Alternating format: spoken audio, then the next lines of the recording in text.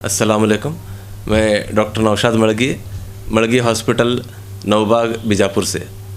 हमारा एक नया कोरोना वार्ड का यूनिट शुरू कर रहे हैं हम अपने हॉस्पिटल में।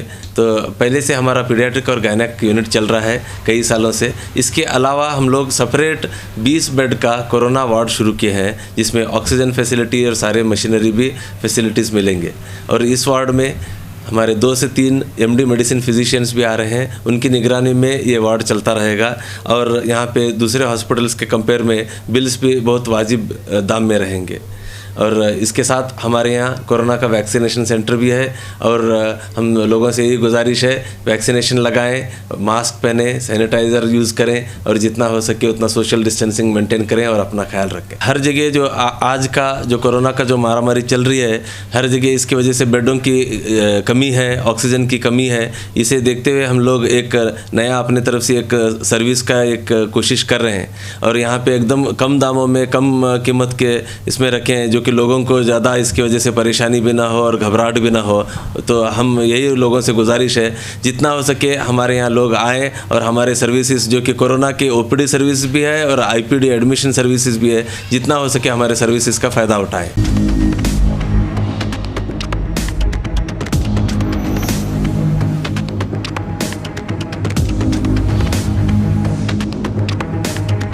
स्वागत है आपका बी न्यूज़ नेशन में। मैं हूं आबिद हुसैन शेख।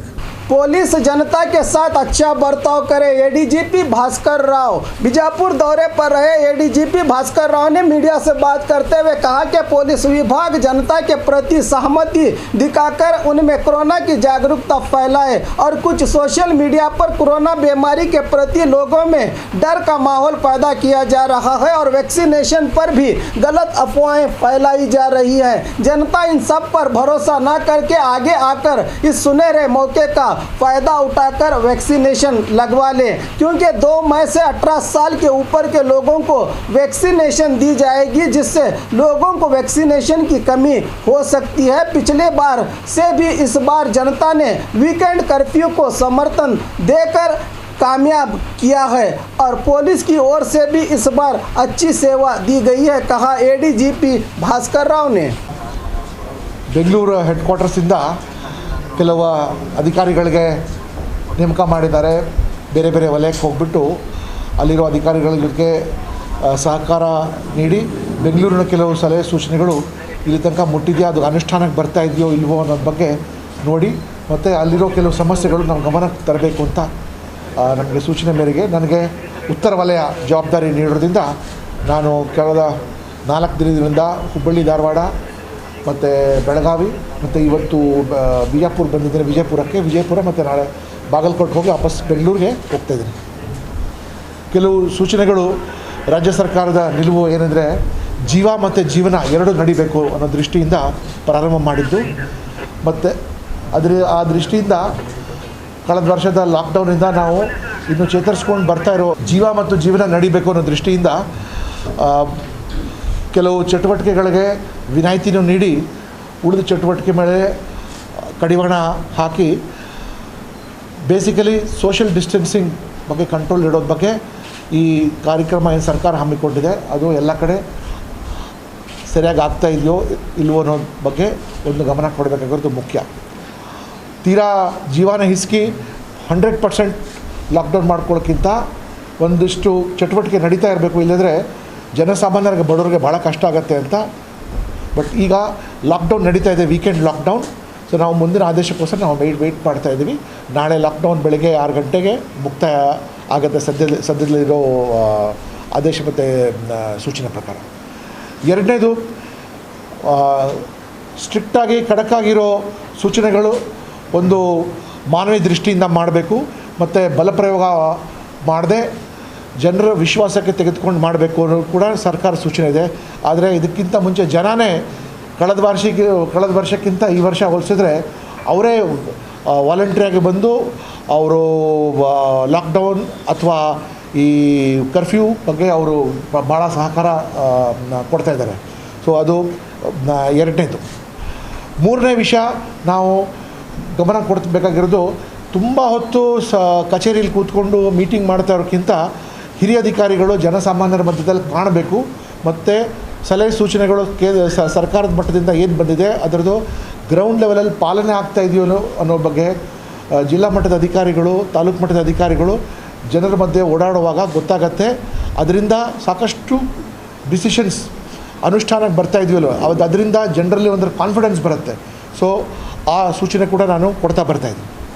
4ನೇದು, ಕೆಲವು ವಾಟ್ಸಪ್ ಗ್ರೂಪ್ ನಾವು ಸ್ಥಳೀಯ ಖಾಸಗಿ ವೈದ್ಯರು ಮತ್ತು NGOಗಳು, ಸರ್ಕಾರ ಇತ್ಯಾದಿಗಳು ಸೇರಿಸಿ ಮಾಡುವಾಗ ಸುಮಾರು ಪ್ರಶ್ನೆಗಳು ಬರುತ್ತೆ, ಡೌಟ್ಗಳು ಕ್ರಿಯೇಟ್ ಬರುವಾಗ ಅದಕ್ಕೆ ಸರಿಯಾಗಿ ಉತ್ತರ ನೀಡಿ ಕ್ಲಾರಿಫಿಕೇಷನ್ ಕೊಟ್ಟರೆ ಸತ್ಯವಾಗಿರೋ ಇನ್ಫಾರ್ಮೇಷನ್ ಬರುತ್ತೆ, ಬಟ್ ರಾಂಗ್ ಇನ್ಫಾರ್ಮೇಷನ್ ಬರೋದಿಲ್ಲ ಅಥವಾ ಫಾಲ್ಸ್ ಇನ್ಫಾರ್ಮೇಷನ್ ಬರೋದಿಲ್ಲ.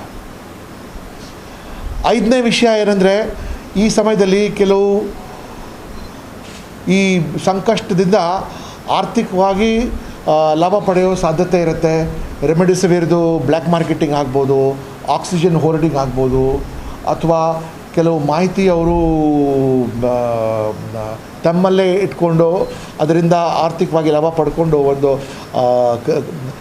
ಕ್ರಿಮಿನಲ್ ಆ್ಯಕ್ಟಲ್ಲಿ ಎಸಗಿರೋ ಸಾಧ್ಯತೆ ಇರುತ್ತೆ. ಸೊ ಅದ್ರ ಬಗ್ಗೆ ನಾನು ಜಿಲ್ಲಾ SP ಅವ್ರ ಜೊತೆ ಮಾತನಾಡಿದ್ದೇನೆ. ಈಗ ತಾನೇ ಜಿಲ್ಲಾಧಿಕಾರಿಗಳು ಮತ್ತು CO ಜಿಲ್ಲಾ ಪರಿಷತ್ ಅವರು ಕೂಡ ಬಂದಿದ್ದರು. ಸೊ ಅಂಥವ್ರ ಬಗ್ಗೆ ವಿಶೇಷವಾದ ಗಮನವನ್ನು ನೀಡಿ ಅವ್ರ ಮೇಲೆ FIR ರಿಜಿಸ್ಟರ್ ಮಾಡಿ, ಯಾಕೆಂದರೆ ಇಂಥ ಸಮಯದಲ್ಲಿ ಅವರು ಸಿಚುವೇಶನ್ದು ದುರ್ಲಾಭ ಪಡಿತಾ ಇರೋದ್ರ ಬಗ್ಗೆ ಅವ್ರ ಮೇಲೆ ಕಠಿಣ ಕ್ರಮ ತಗೋಬೇಕು. 6ನೇ ಕೆಲಸ ಏನಂದರೆ, ಈ ಆಡಳಿತವನ್ನು ಡಿಸೆಂಟ್ರಲೈಸ್ ಮಾಡ್ತಾ ಹೋಗಿ ಪೂರ್ತಿ ಕೇವಲ ಜಿಲ್ಲಾ ಲೆವೆಲಲ್ಲಿ ಮಾಡ್ಕೊಳ್ಳೋಕ್ಕಿಂತ ನಾನು DC ಅವರು, CO ಜಿಲ್ಲಾ ಪರಿಷತ್ ಮತ್ತು SP ಅವ್ರಿಗೆ ಏನು ಹೇಳಿದ್ದೀನಿ, ತಾಲೂಕು ಲೆವೆಲಲ್ಲಿ ಕೂಡ ಮಾಡ್ತಾ ಹೋದರೆ ಇನ್ನೂ ಜನರಿಗೆ ಟ್ರಾನ್ಸ್ಪರೆನ್ಸಿನೂ ಸಿಗುತ್ತೆ ಮತ್ತು ಧೈರ್ಯನೂ ಜಾಸ್ತಿ ಬರುತ್ತೆ. ದಟ್ ಸರ್ಕಾರದ ಎಲ್ಲ ಸುತ್ತೋಲೆ ಆದೇಶಗಳೆಲ್ಲ ಕೆಳ ಹಂತದ ತನಕ ಅದು ಹೋಗ್ತಾ ಇರೋದು ಬಗ್ಗೆ. 7ನೇ ವಿಷಯ ಏನಂದರೆ, ಏನೇನು ಕೆಲಸಗಳಾಗ್ತಾ ಇದೆಯಲ್ಲ ಪಾಸಿಟಿವ್ ಆಗಿ ಜನರ ಮುಂದೆ ಇಡಬೇಕಾಗಿರೋದು ಭಾಳ ಮುಖ್ಯ.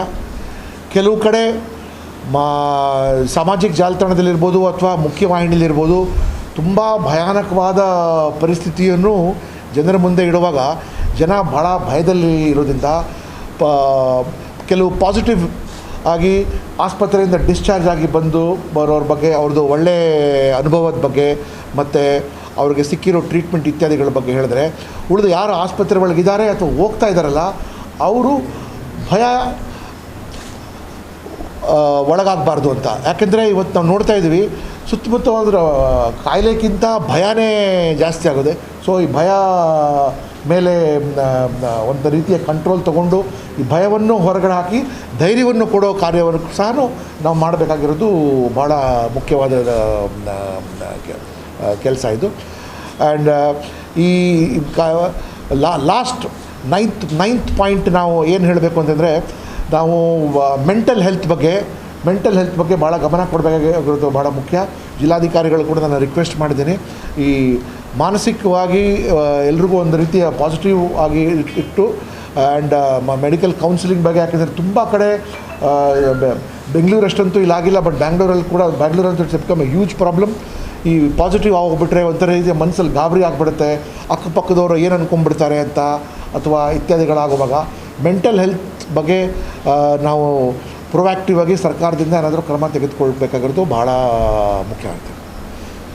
ನೆಕ್ಸ್ಟ್ ಆ್ಯಂಡ್ ಮೋಸ್ಟ್ ಇಂಪಾರ್ಟೆಂಟ್ ಅಂದರೆ, ನಾನು ಜಿಲ್ಲಾ SP ಅವ್ರಿಗೆ ಮಾತನಾಡಿದರೆ ಅಂದರೆ, ಕಾಣುವಂಥ ರಸ್ತೆಯಲ್ಲಿ ಇರೋ ಸರ್ಕಾರ, ಪೊಲೀಸ್ ಸಿಬ್ಬಂದಿ, ಪೊಲೀಸ್ ಅಧಿಕಾರಿಗಳು.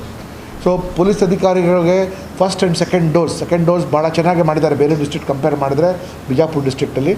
ಬಟ್ ಏನಂದರೆ, ಇವ್ರದ್ದು ಫ್ಯಾಮಿಲೀಸ್ ಏನಿದೆಲ್ಲ, ಫ್ಯಾಮಿಲೀಸಲ್ಲಿ ಕೂಡ ಭಾಳ ತೀವ್ರ ರೂಪಲ್ಲಿ ಮಾಡಿಸ್ತಾ ಹೋಗಬೇಕಲ್ಲಿ ಫ್ಯಾಮ್ಲಿಲಿ ಕೂಡ. ಬಿಕಾಸ್ ಫ್ಯಾಮ್ಲಿ ಇನ್ಫೆಕ್ಷನ್ ಆಯಿತು ಅಂದರೆ ಇವ್ರಿಗೂ ಇನ್ಫೆಕ್ಷನ್ ಆಗೋ ಸಾಧ್ಯತೆ ಇದೆ.